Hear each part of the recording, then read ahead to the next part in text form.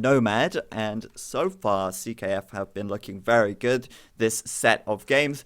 Perhaps we will see yet again another good set from them if Grammy decides to play, taking about 30 seconds to move that villager there. I'm just sitting there watching that villager just stand still, and Grammy's like, oh yeah, I've got a villager here that I need to move. Well done, Grammy. Yeah, you finally moved it. So yes, game number 4 is going to be Nomad, and once again it will be this 4v4 format. After this it will be the deathmatch, and that's going to be a best of 3 as usual. I think you guys are probably pretty familiar with the format of these games and this tournament so far. It will be the same. It will be like this throughout the remainder of the group stage, and there may be some changes, maybe some alterations, but I don't know.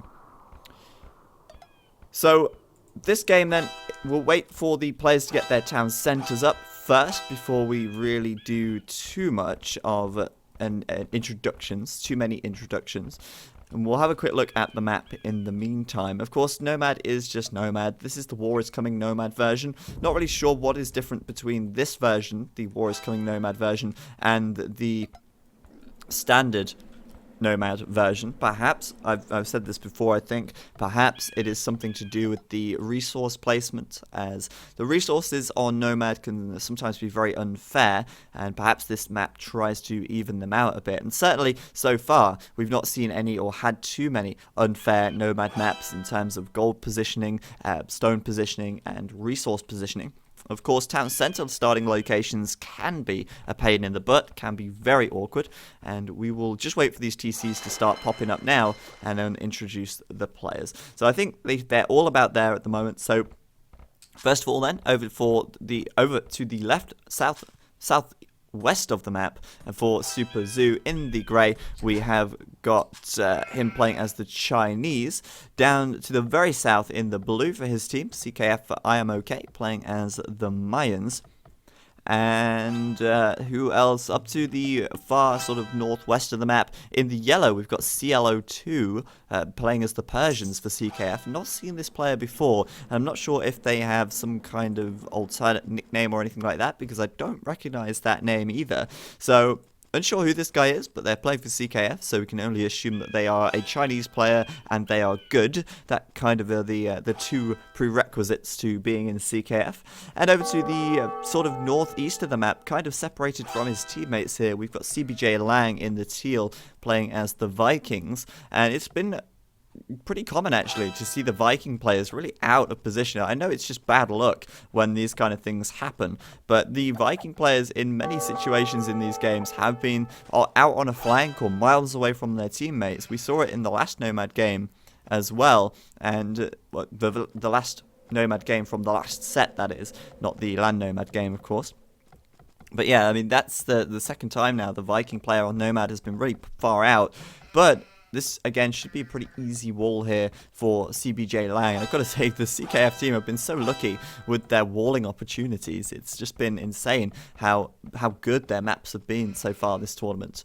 So CBJ Lang just luring in that deer there with his villager. You may have noticed that. It's starting to rot away underneath the TC, but that is there ready for the taking once this sheep is done. And that's a really nice little start for him. Getting up that dock, being really efficient with his villager. And of course, now he will go and scout with his villager and look for some sheep, build some houses, and explore the map as Grammy herds sheep all the way around the top of the map here with his villager. And if CBJ Lang keeps walking, then he's going to go and collect some of those sheep himself. CBJ Lang going to lose a couple, and that's going to be nice sorry, Grammy going to lose a couple, and CBJ Lang going to be pretty happy with that. Of course, no scout in Nomad means that you do have to scout with your villagers. It takes a little longer, and it can obviously slow down your early game economy, but if you find all your sheep, or all of the sheep, because there are a lot of sheep on this map, then it's certainly very valuable. So for the MCL team, in the sort of center of the map, just north of the lake, we've got Grammy here in the orange. She's playing as the Chinese. Chinese is a great civ to have at the start of Nomad, simply because they have those extra villagers, which means you can comfortably have one villager scouting, and you can get that TC up a little bit sooner as well. Though, of course, you don't have the food, so it takes a little while to It takes a little while, sorry, to get the villagers rolling out of that TC. But it does obviously give you that nice little advantage in the fact that you can scout a little more, get that TC up a little sooner, and that's always nice. Now, Grammy's kind of out of position here with his, away from his teammates.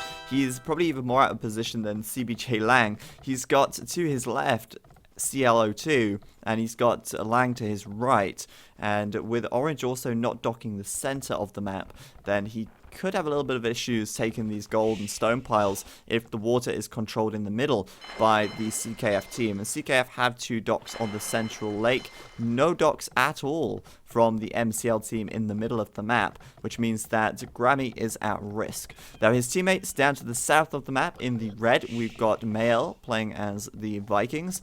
In the blue, just south of him, we've got, sorry, that's IMOK, that's not even his teammate, my goodness. Over to the east of the map, in the green, we've got Magnata playing as the Persians, and just to the right of him, we've got Always in the purple playing as the Mayans. So, McL and IMOK very close together. McL got a nice stone pile right next to his town center, and it doesn't look like Blue has a nice stone, but he has got stone back here, and I can only assume he scouted that considering the fact he's got a wall off on this left side. We'll have a quick look at his line of sight, see if he's spotted it, and indeed he has. So we might see tower rushing coming up at the south of the map from both of these players due to the fact that they are just so close, and they both have reasonably close stone mines. In the north of the map, with Grammy being in this horrible location, we might see him squeezed out by CKF if they get really aggressive and 2v1 him, but it's certainly going to be difficult for Grammy to receive help, because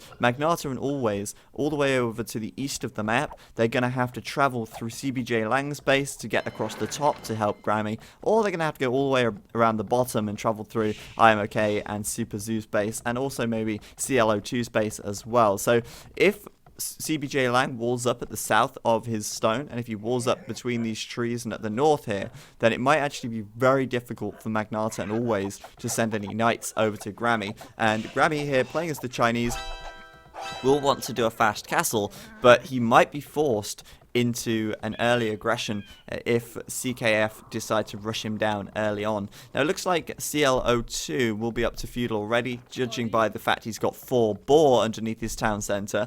Indeed he is on the way up now, and he's going to take some gold. He might do a fast castle here, but actually sending that many villagers over to gold would indicate otherwise. He is playing as the Persians, so fast castling is generally what the Persian player would do. But with 6 villagers going over to gold, we might see some archers coming out for some very early and fast aggression onto Grammy here.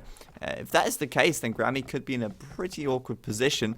He might be up to the feudal age already, but he's not actually, and that is obviously a big problem. He's going to go and take these deer over here. He has still got 2 boar nearby to this mill as well, but he's not bringing them in just yet, and Grammy is going to be much slower up to the feudal age than CLO2, and I think CBJ Lang on this right side may be lacking a little bit of food, but he is getting up to the feudal age just now, with a bunch of fishing ships in the middle of the map.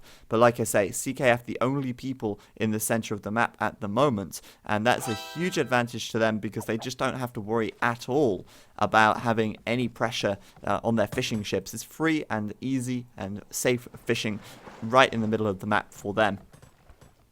So obviously, if Magnata and Always get nice and aggressive onto Lang, then it might not be the case that Lang is double teamed, but Grammy is double teamed. But CLO2 is first up to feudal here, and he is actually only sending 4 villagers over to the gold. It seems like he will still try and do a fast castle time. It doesn't look like he's building a military building yet, but then again, he is building a barracks at the moment. He didn't have a barracks until this point, so perhaps he'll go for a stable and then he'll go for a blacksmith and go up. Perhaps he'll build a stable and do some scouts, but looking at his food and his gold, looking at his build order, it does seem like it would be most logical for him to fast castle this, but it seems like he is slightly short on the wood to get those second buildings up, or the 2 feudal age buildings up really quickly here, and perhaps making a few too many villagers in the feudal age more than he would perhaps need to. But that barracks is up. We'll see a stable, and yeah, he's going to do a blacksmith straight after, I feel, and then go straight up to castle. He's also walled up as well, so he's going to be feeling pretty comfortable there. Grammy, I think, going to be up to the feudal age now at least, and he's going to be fast castling as well.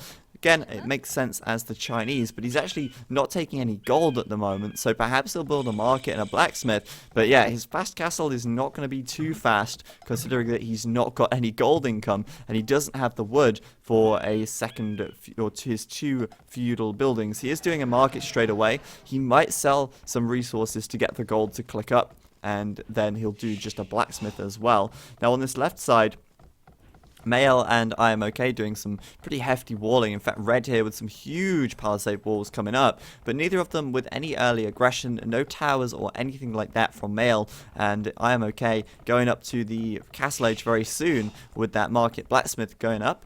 McL, though, doesn't look like he is castled just yet. No, he's not. He is going to be quite slow in comparison. His food income seems nearly non-existent at the moment. He has got some gold income, but he's a little bit short on the food, and there's no villagers on berries or anything here. He's not got a market, no blacksmith, so I think I am okay will be the first up to castle in the south.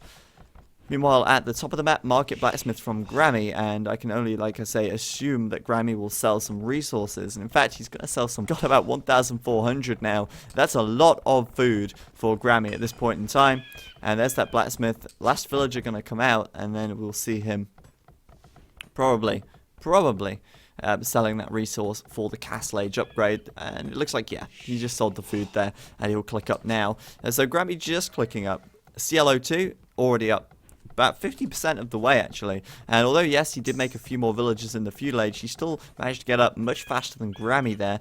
And that means that Grammy is a little bit of high risk as these stables go up from CLO2. And he can send them straight over here, as long as Grammy doesn't wall up, of course. But he is. So, Rawrimbo just donated $1. If Rawrimbo is hard, my full name is Rawrimbo N Bongo. What on earth? What on earth was that? I do not understand. That was the most nonsense thing I've seen pop up for a while. Aside from Buffalo. Aside from that, that was probably the second most random thing I've seen pop up yet. Maybe it's just because I didn't read it properly, but yeah. Thank you. Hannah's nodding, so yeah, I obviously failed at reading. I swear, I told the I told the Twitch alerts thing to put more of a delay on removing the message from the screen so it stays up for longer. But that's not been happening for some reason. I'll maybe try and set it for longer so I have more time to read. Anyway, in the center still, the CKF still holding the water, looking very comfortable there. No pressure at all from them. On the outside, we are starting to see some galleys coming out, with the red player adding a few. Obviously, Magnata has got his fishing ships out here, so it's literally only I am okay at the moment who could be pressured, and, sorry, CL02, with McL just a couple of galleys. CBJ Lang is also on the outside here, but he's the Vikings, and he is rushing the outside with 4 docks. Obviously, that dock in the middle won't be making any galleys, considering that the center of the map is free of docks from the MCL team. The Castle Age upgrades coming in. CLO2 going to be the first up. IMOK is up. Magnata is up. Grammy is up. And the Castle Age upgrades are coming in for the other players, aside from the Viking players who are still rushing the water. But McL just clicks up right there. And it's just CBJ Lang now to be the last one to click up to Castle, with all this water pressure coming in at the back, always trying to keep his fishing ships safe. But this seems like the best opportunity that MCL have, I think, so far, to actually do a good game here. The MCL guys getting up to the Castle Age in good time. They seem to have reasonable water control so far, though always is just about to lose quite a few fishing ships up in the north. Now, at the the top of the map, I meant to say in the east, they're all the way in the east there. At the top of the map, we've got these knights coming in from CLO2, and Grammy's putting up that monastery once again. We've seen him do this a couple of times. Oh, he attempted a fast wall there. Those knights getting in just in time. And they don't have any upgrades at all just yet. But it seems like CLO2 with 2 stables going to be focusing on numbers rather than anything else. Now, CLO2 doesn't seem to have that many fishing ships, to be honest with you. He's only got, it seems like, 6 fishing ships at the moment, which isn't a lot, to be honest. That's not a huge amount. I think he may have lost some to McL on the water. I'm okay coming in with some fires, though, looking to take out the fishing ships of Magnata and McL down here. But it certainly seems like McL got off to the best start on the water in the top, and he's bringing some galleys around the bottom as well to try and clean up Always. But it's a little bit late, because Always is getting out the fires now to push CBJ Lang back, and CBJ Lang gonna have to fall back against that, and fortunately Always just keeping those fishers alive, helping Grammy and himself out to allow them to keep fishing for longer. Now, like I said in the middle though, Grammy's gold and his stone and his TC locations here are so risky. If CBJ Lang was to make some galleys in the middle of the map, which is certainly viable considering he's the Viking player, he could take down these buildings, he could pressure this gold and stone very easily. So, I don't know if they've not scouted that yet. I mean, if we look at CBJ Lang's point of view, he knows, okay, he knows, he's got cartography. So I don't know why they're not doing that just yet. Perhaps he's doing the war galley upgrade, but it seems like too much of a good opportunity to miss. And there's that war galley upgrade coming in. He may as well add some galleys in the middle and take these TCs out from Grammy, because they're so exposed and so open to pressure. In the south of the map though, Castle going up for IMOK, and Magnata coming in to try and help out McL there, but McL getting knights in his eco from Super Zoo, and McL is in a pretty awkward spot considering he's got IMOK to his south and Super Zoo to his north. Super Zoo completely unwalled against McL here, and those knights just going straight into McL's eco. McL just with 1 TC at the moment, when that second TC is coming up. Of course, Viking players on this map do spend longer in feudal due to the fact that they are trying, more often than not, to take water control in some way or another.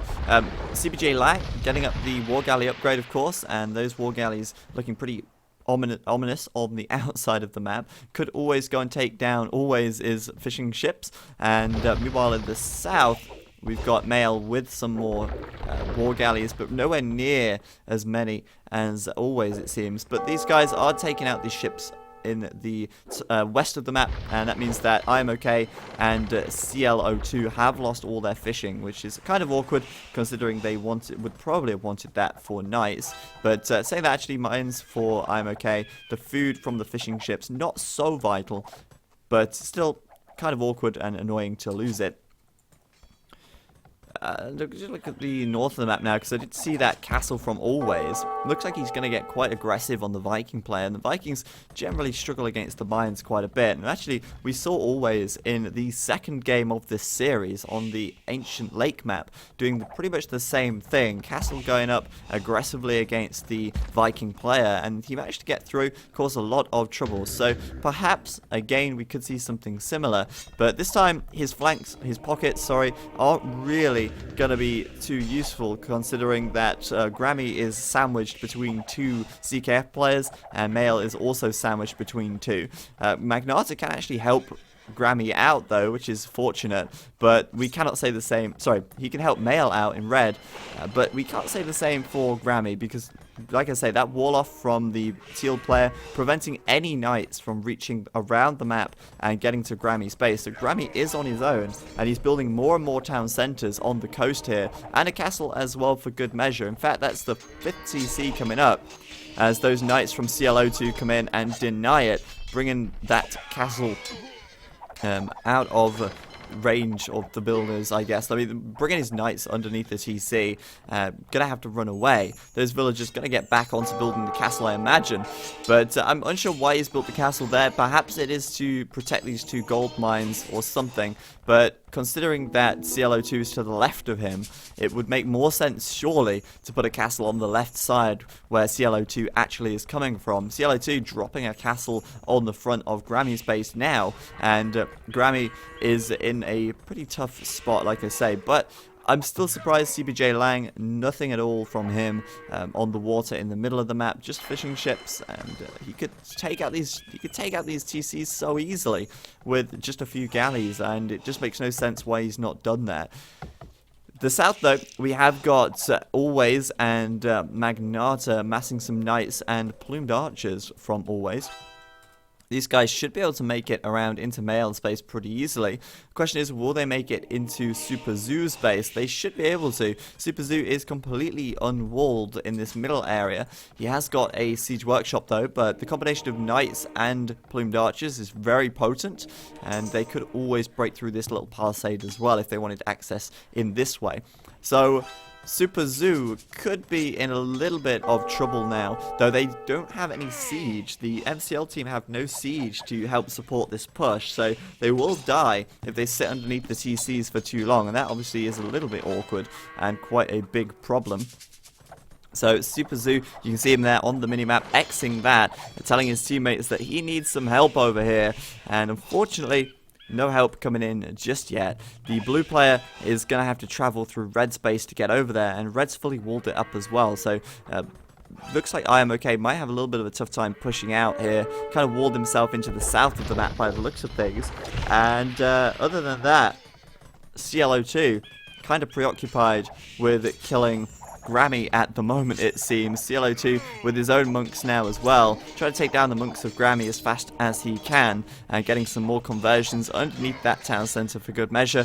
Forward siege workshop as well, but this is nice to see. Always and Magnata double teaming Super Zoo, and a CKF player actually has less points than some of the MCL players, which is good. MCL potentially then with an opportunity here to maybe take a CKF player really out of this game quite quickly. Question is, will they do enough damage to Super Zoo in the time that CLO2 does damage to Grammy? Because CLO2 now is up to the Imperial age, and that means that we're going to see the Cavalier upgrade coming in very soon. We are going to see what we're going to see. We're going to see trebuchets. That's what I'm looking for, coming out of the castle, and that means that these castles from Grammy in defense are going to come down very quickly. So Always and Magnata got to pressure Super Zoo here, because otherwise Super Zoo is not going to be hurt nearly as much as Grammy is in the north of the map. We've got CBJ Lang actually sending a little bit of a sling to the blue player now. CBJ Lang, of course, the Viking player, and it seems like he has been slinging quite a bit. I can only assume that he has been slinging CLO2 in this situation. Obviously, he's full walled on this right side. The sling going to the yellow player, the Persian player, who has a huge amount of firepower in the Imperial Age. And like I said, that is Trebs coming out, that castle from Grammy going down, and those knights will be upgraded to Cavalier very soon. Super Zoo still holding out, it seems. Those plumed archers have seemingly disappeared. Not quite sure where they disappeared to, but they are now gone, vanished into thin air.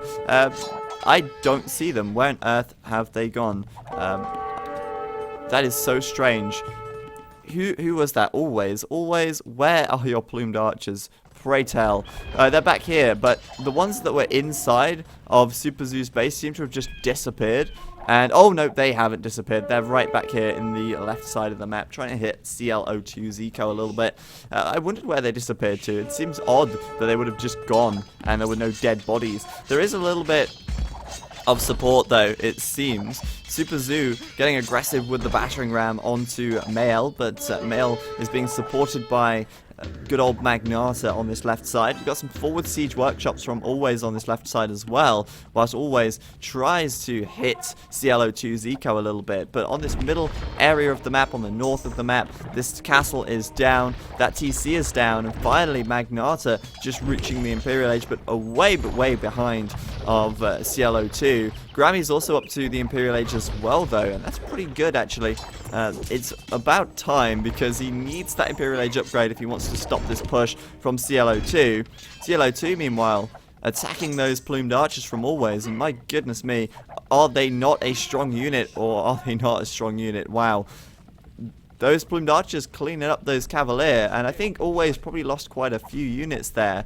but he kept the rest of his plumed archers alive, and he did come out on top of that fight. And that's kind of surprising. I know, obviously, Cavalier are pretty good, and we also know that the plumed archers are an incredible archer unit, but the fact that they managed to clear up like that, even when they were surrounded, is pretty impressive.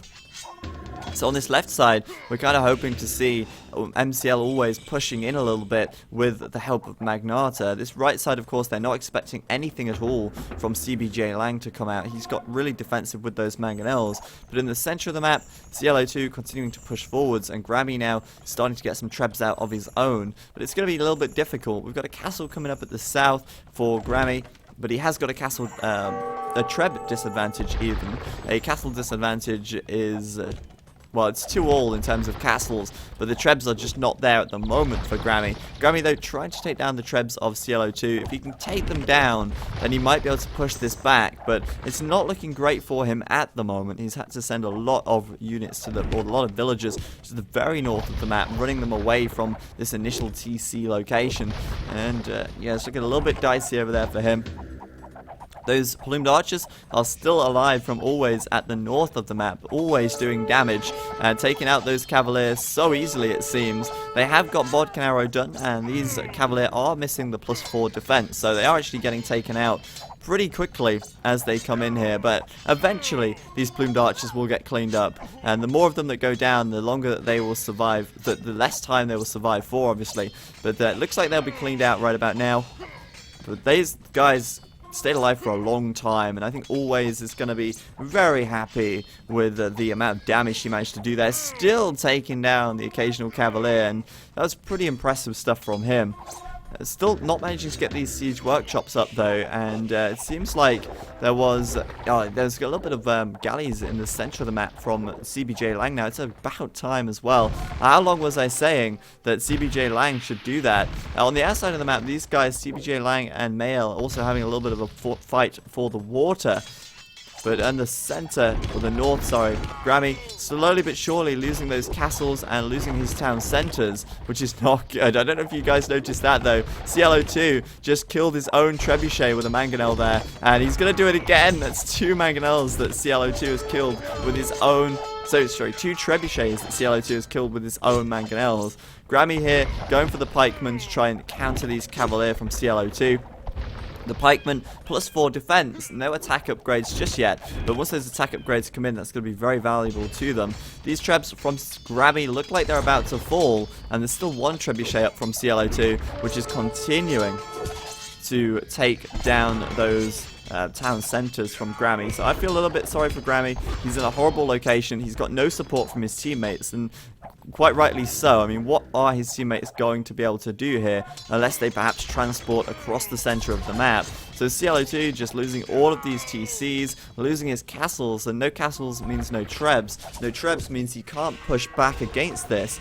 And the only thing I guess he has got going for him at the moment are the pikemen, which fortunately are able to counter these cavalier very nicely indeed. There is actually 1 castle left for Grammy, but it is now under fire from these trebs. He is getting 1 treb out himself, but there's no protection for it at all. And I'd be very concerned if I were Grammy that it's just going to get rushed down by cavalier. Ram coming in from CLO2, but the firepower coming in onto this castle now from these 2 trebuchets, and Grammy not deploying his trebuchet yet. There we go, finally deploying it, as yet another treb pops out for CLO2. He's looking great over there. In the south of the map, IMOK starting to bust out of his walls. He's walled himself in for so long, and now he's busting out. Treb's coming out for him, and he is targeting down Magnata's TCs here, Magnata's eco. A lot of elite plumed archers from IMOK, fully upgraded as well. Always getting his elite plumed archers also, but it does seem like these guys are a little bit less on military. IMOK with 54 military units at the moment, Always with 42, and Magnata with 27. So Magnata and Always should have an advantage there, but at the same time, Super Zoo on this left flank starting to make a move forwards now with those Chuko Nu. And if we look at the red space, at McL's base, he's lost that TC on the left.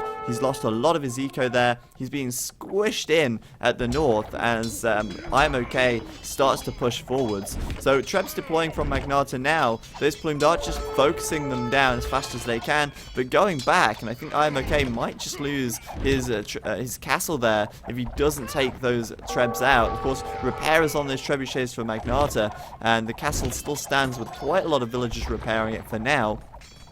More castles going up for Magnata here as well. Magnata still doesn't have that Paladin upgrade yet though, whereas CLO2 at the north has got Paladin done now, and he's just missing that final attack upgrade. That other castle down for Grammy, and Grammy's just forced to keep running into the back of the map. And granted, you know, he's holding out pretty well. His halberdier here putting enough damage out to force those paladins back. But unfortunately for Grammy, he is losing ground much faster than he can gain it, and he is going to eventually run out of ground to move into as he's forced right into the corner of the map there, and probably cornered. We've got a Siege Workshop coming up from Super Zoo here, where the old TC of McL was. McL losing that castle, and his TC is shortly to follow, I imagine, as he's only got one TC left and absolutely no protection at all. So at this point in time, pretty much 2 out of the 4 MCL players are completely down and out of this game at the moment, with IMOK laying down the damage on the right side, taking out those Cavalier from Magnata, who just could not get the Paladin upgrade in time, it seems, and taking out Always as well, Always with 52 plumed archers, but IMOK with 71 military units at the moment. He has got those plumed archer numbers, and even keeping these castles alive for now as well, which is very impressive. IMOK, a fantastic player. On this left side, Super Zoo pushing forwards with these capped rams, and I mean, red is stuck between the blue player and the grey player at the moment. There's not a lot of place for him to run to, not a lot of space for him to move into, and at the north of the map, orange is still holding on with those Haubs, but getting very overran by Mangonels here, and by Paladins as well. Paladins, although they do die eventually to Halberdier, they will push through if they're massed up enough. And you need multiple halberdier to take down a paladin. One paladin versus one halberdier, paladin will win. So if your opponent outnumbers you with paladins, and you just simply don't have enough halberdier on the map, then yeah, obviously the halbs are going to be pushed right back. That's going to be horrible. Those paladins just overrunning Grammy, and he just can't get the halbs out fast enough, unfortunately, as his next castle comes under fire. In the south, McL, no castle, no TC, no villagers, and he's down to 66 population as he runs, it seems, to... Well, I don't even know where his villagers are. He's got 34 villagers, apparently. They're running into Always his base, perhaps trying to rebuild up in the north. But CBJ Lang up here with a little bit of a TC and some military production buildings as well. But there's the GG from Magnata as IMOK pushes over his farmland, and Always GGing out as well now. But yeah, that looks pretty bad for MCL at the moment, even though once again MCL have water control. I think that the key difference, I guess, is that the teal player, CBJ Lang, was able to sling much more effectively. He was able to wall himself up. In fact, he did the fortified wall at the end there. He was able to wall himself up. He was able to, obviously, protect his both flanks, and boom, have a free fish boom in the middle, which eventually he deleted all of his fishing ships. I don't know if you guys noticed. No fishing ships left in the middle for CBJ Lang, really. Deleting them all. But managing to boom up really nicely, and then, of course, do a little bit of water aggression. He didn't go all out into that. And then, obviously, he could sling his teammates as well. Hence why CLO2 managed to get up to the Imperial Age so fast, and he was able to crush Grammy so quickly. And also, if you compare that to the other Viking player, McL there, he obviously was getting squished out and was unable to get his eco boomed up in the same way that Lang was, and obviously unable to also sling. So unfortunate for MCL, but what are you gonna do? CKF really a good team, and if it was reversed locations on the map, I still see CKF winning that one. They're gonna get their 4th point on